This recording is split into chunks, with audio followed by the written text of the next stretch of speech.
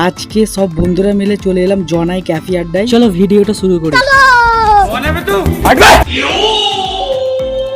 रोम रोम भाइयों सिस्टम पार देंगे।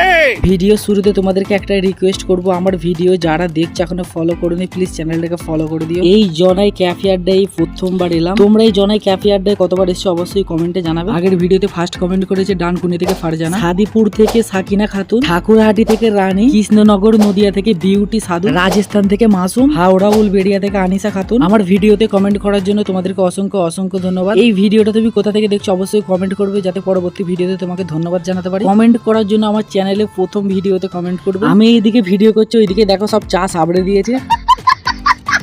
আমার চাটা পড়ে আছে, হলে কি হবে, ঠান্ডা হয়ে হালকা করে শরবত হয়ে গেছে। চলো এই ক্যাফে আড্ডার পুরো ডেকোরেশনটা দেখো, খুবই সুন্দর। এইরকম মডেলের এখন সব জায়গায় ক্যাফে আড্ডা থেকে চালু করে চায়ের হাট সব জায়গায় এরকম মডেলই হয়ে গেছে। এই ক্যাফে আড্ডাটা কেমন লাগছে কমেন্ট করবে। ঘরে চা করে দিলে খাই না, এইদিকে বারুইপাড়া থেকে জনায় চলে এসেছি চা খেতে। দেশে গেলে এরকমই হয়, খাওয়ার চাইতে ঘোরা বেশি হয়। সবাই এখন ফোন নিয়ে ব্যস্ত, তাই আমি একটু ভিডিও করে নিচ্ছি। চায়ের ভাঁড়গুলো ভালো করে রেখে দিচ্ছি, যদি ফিরে কিছু ডিসকাউন্ট দেয়। চলো ভিডিওটা কেমন লাগলো অবশ্যই কমেন্টে জানাবে। একটা লাইক করে চ্যানেলটাকে ফলো করে দেবে।